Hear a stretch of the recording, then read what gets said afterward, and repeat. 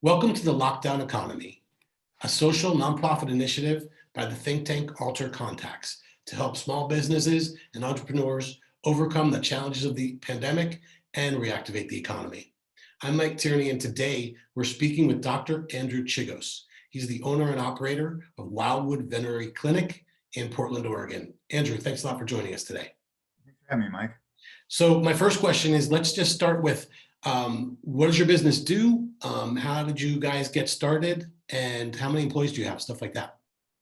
So we're a small animal veterinary practice, started about June 2017 with me and two other employees, and now has grown to 9 employees, 2 full-time doctors, and we're just a regular small animal practice, general practice. Do surgery, diagnostics, preventative care.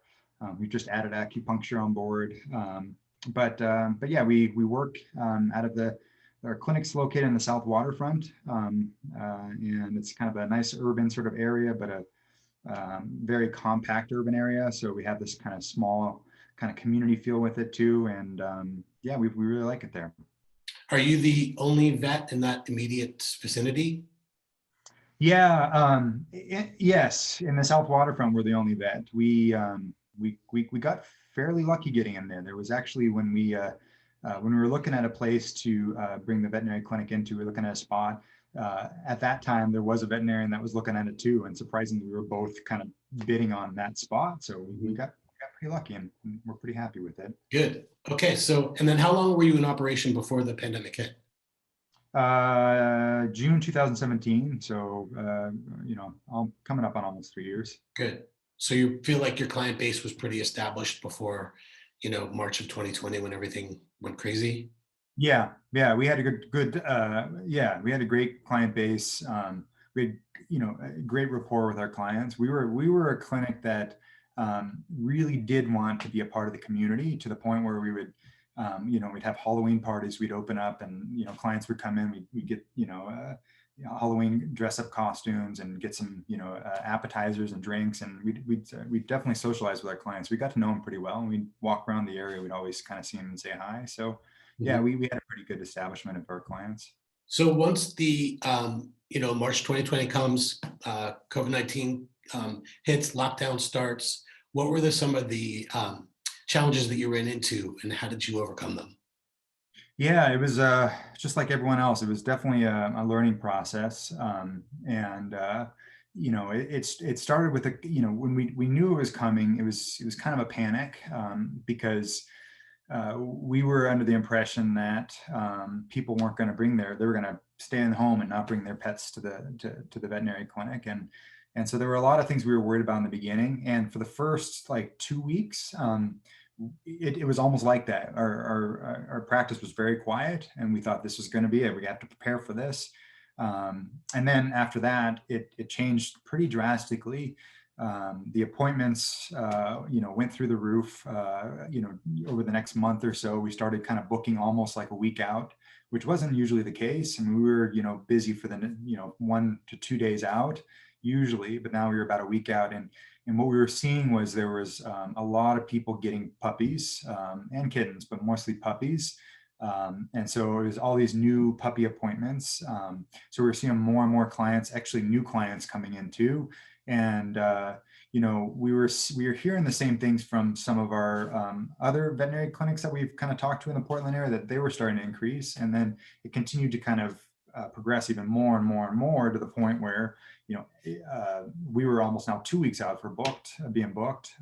And then we started hearing a little bit more that the emergency clinics were getting too booked up. They were almost like 12-hour waits to get into the emergency clinic. So we were seeing more emergency appointments. So it was just so much more extra work we weren't prepared for.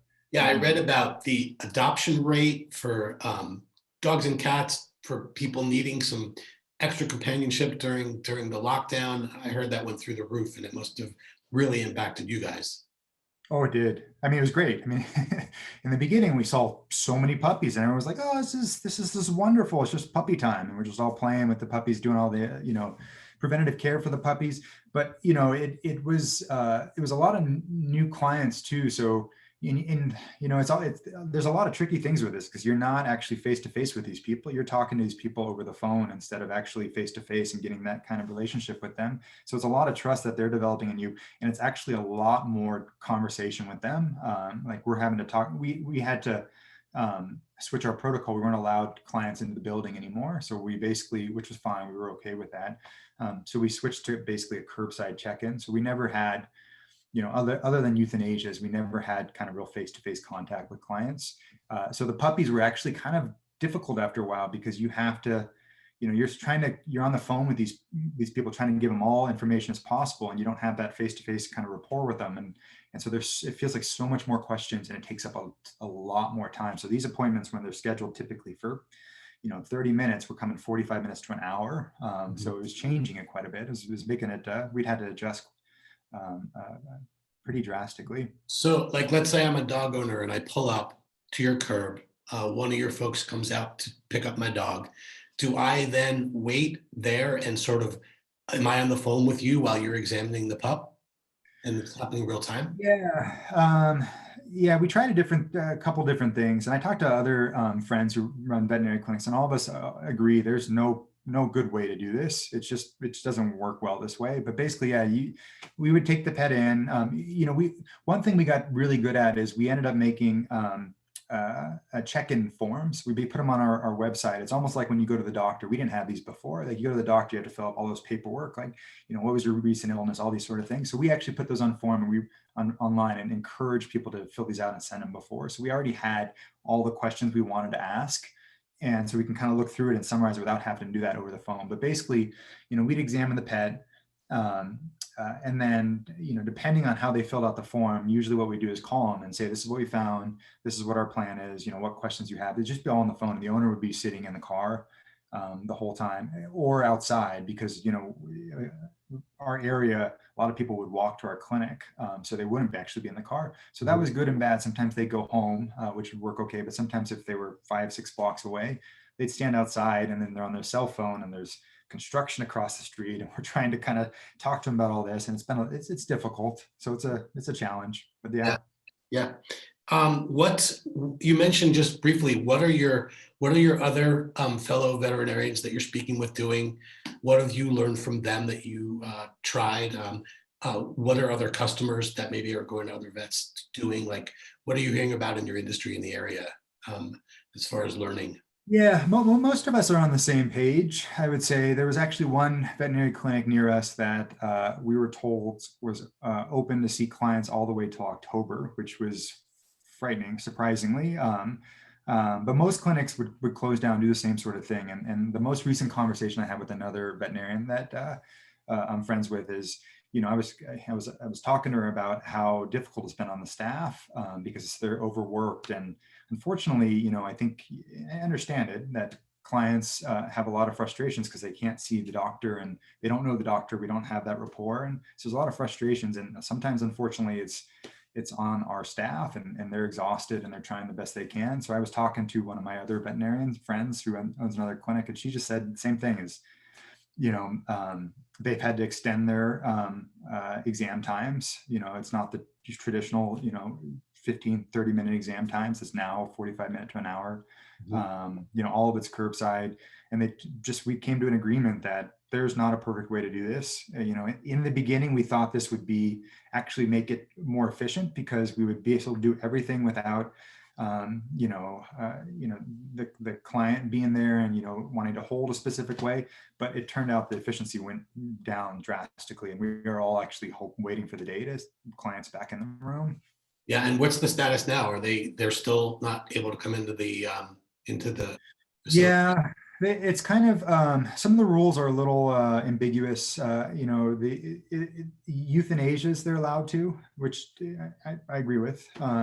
Yep. And then there's the biggest one about behavior. Like that is I understand that one. That's a tricky one. Is like if it's a dog or a cat that definitely needs to be, a client should be in there because it's a safety issue, or the dog or cat can't be examined without the client in there. Then that's one that is allowable. I think it's up to the veterinarian with their discretion. Usually those, what we're doing with the behavior ones is if we can, we're just pushing them further and further back, hoping that things will open up and we can be, in a room safely together, because our whole staff isn't fully vaccinated at this point either. Mhm. So you mentioned that you had a lot of new clients because they're getting new pups. It was probably a little easier to adjust to the new way of doing things with existing clients because you already had like a relationship. Yeah. How did you do that initial rapport building with people that you had never met before, animals that you had never met before? Did you, you know, figure out a way to get that rapport built in that different way? Yeah, that's tricky. We were pretty fortunate, I think, because we've only been open, since 2017, and we've been really close with our clients. So our clients were great and really, have some really amazing things to say about us on our reviews. So I think that was a big thing for these people coming in. A lot of these people came to us because they know about our reviews, they've read them, and so they heard like stories from other clients about our interactions, which helped us. So we almost gave us a little bit more of a starting point. And then as far as after that, it really was just spending a lot more time with them on the phone, just answering as many questions as possible, and then also being there for them. Our workload with emails went through the roof too. So we're basically emailing left and right and just keeping in contact with people. The other thing, interestingly enough, that we were trying to figure out why business got so much busier. And one of the reasons we were thinking too is, people are home all the time. So people are staring at their pets all the time when they would be at work, and so our emails we would get were, reasonable because clients, don't know some of these things, but they would be like, my cat, coughed once, this happened. Should I be concerned about it? Yeah, And yeah. of course, yeah, maybe. So we're getting all these things that they wouldn't have seen if they were not at home. So it's just taken more time with them, which is great, but it's also tough because we're trying to kind of balance that, is how many appointments can we see and how much time can we take with the person. Yeah, so they were maybe overly attuned to every little change in a pet's behavior, Which right? is fair. I don't blame them. I understand that. Yeah. Okay, so coming up over the next coming months, do you have some strategies that you've prepared for as things look a little bit better and we try to come out of this?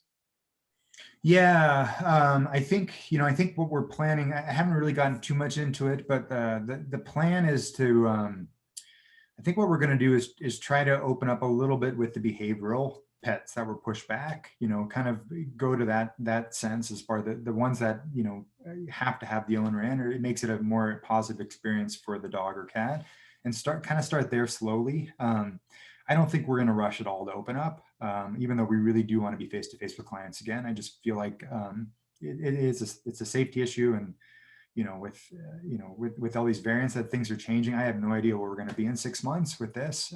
So we haven't really planned it completely. Ideally, what we'd want to do is, more face to face. We've actually implemented telemedicine. That's actually one thing that we started doing. We were planning on doing before COVID started, and this just really pushed us directly into it. Mhm. And we've been trying to do that a little bit more, which has been nice. And actually, Oregon, as a state, did a good job and kind of backed off on some of the rules as far as annual exams and how to do telemedicine. So that's helped quite a bit. But yeah, we haven't sat down and thought specifically, what our steps are to be opening, because we don't feel like it's coming that soon. Okay, and you actually were leading me towards my next question, which is like what has the COVID-19 restrictions and all the things that you've had to face, what has it forced you to do, pushed you into doing that you found beneficial that you probably wouldn't have done were it not for these challenges? Yeah, I think what I just mentioned was the big one. I mean, I went to a conference in it was the December before COVID, and I was looking at getting telemedicine put into veterinary practice. That was something that's still very new in the veterinary field, and so I was trying to figure out would that work for us, and I was pretty set on doing it, and I just wasn't sure which company I would try to work with, and then COVID happened, and we were pushed directly into it. I it's still a process and still trying to figure out how to make this work efficiently, but that has been a positive thing. I think there are so many things in veterinary medicine, like we were just talking about, maybe small things I don't necessarily need the stress of bringing the dog or the cat into the clinic, that we can do it just like human medicine through telemedicine. A lot of this can be done through telemedicine. So I think that's been a positive change.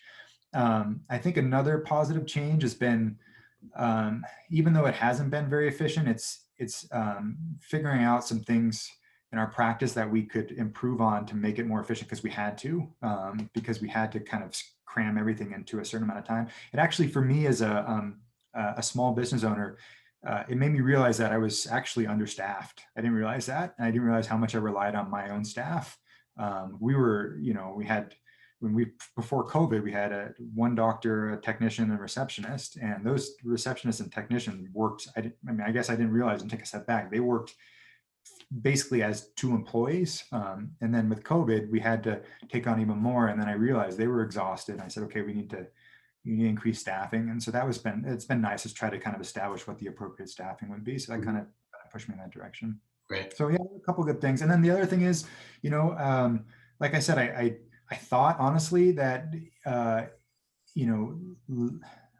trying to think how to explain. It's like less time in a room with a client, either the face-to-face would make it more efficient as far as the exam and the diagnostics and everything with that pet. But it made me realize, no, I mean, partnering in a room with a client is so much more efficient. And then also, like we were talking about, develops that trust and that rapport, and you can kind of be on the same page a little bit more than just on the phone as far as treatment and diagnostics with the pet. So it kind of opened my eyes and realized that, yeah, the face-to-face thing is 100% really important.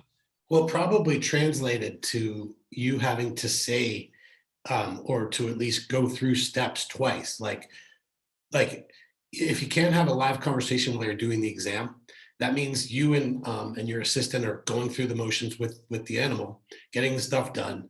But then you have to go and repeat as far as talking to the owner about everything you did, where you could have just done it right there live. So Yeah. it probably added, at least half of what it normally would have taken. Mm-hmm. And yeah, Yeah. challenging. Yeah.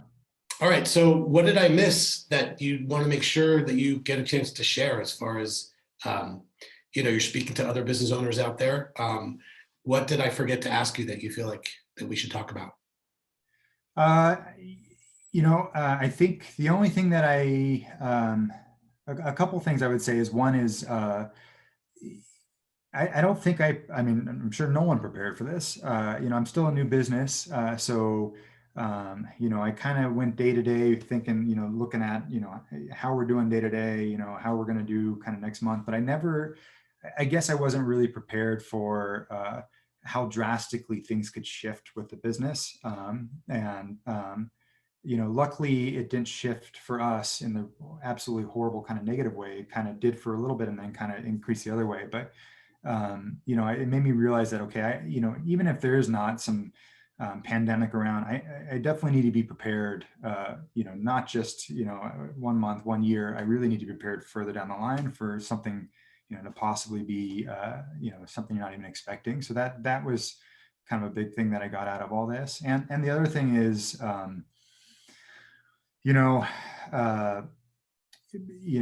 much you rely on my staff. My staff basically kind of stepped up, with when all this happened, and they've been, extremely busy, and it's been really tough for everybody. I actually had one of my favorite technicians end up leaving, who I started the practice with, because I think it was just too much for her. And I think in the veterinary field, and I think what people don't understand, and I want to say this in the nicest way, is that just like I think the human field, medicine field, is that we are working like crazy right now. We're working harder than we ever did, and we are trying the best to do, get everyone in as possible. But sometimes we can't. And like I said, the emergency clinics are, booked for 12 hours out. So we're trying our best to help everyone out. And so patience is really appreciated, because, like I said, we're not with our process. We're trying to be as efficient as possible, but it's not the way we're doing it. So, everyone wants to do the best they can right now for people's pets. And I think most of the people are great, but sometimes the patience is limited. I understand it's a less stressful time, but that's been really tough on our staff. Yeah, I mean, everyone's nerves are frayed. And also when you think of what you do, you're dealing with the health of people's family. Because I'm, as a dog owner myself, I mean, our dogs are part of our family as well as our kids and our parents. And so it's a sensitive situation, and everyone's nerves are frayed in addition to all of that because of the elevation of Yeah. stress from COVID. Yeah. So, Andrew, thanks so much for taking the time today. We've been speaking with Dr. Andrew Chigos. He's the owner and operator of Wildwood Veterinary Clinic in Portland, Oregon. So thanks very much for your time today. We appreciate it. Thanks, Mike. Good talking to you. And thanks to everybody who's tuning in. We appreciate it. We invite you to subscribe to our channel, share us with people in your network that will benefit from hearing what we have on there. We have a ton of stories, insights, best practice stories from business owners and entrepreneurs all over the globe, from big cities, small towns, small communities in between. I'm Mike Tierney, going to say goodbye for now. Stay tuned and stay healthy.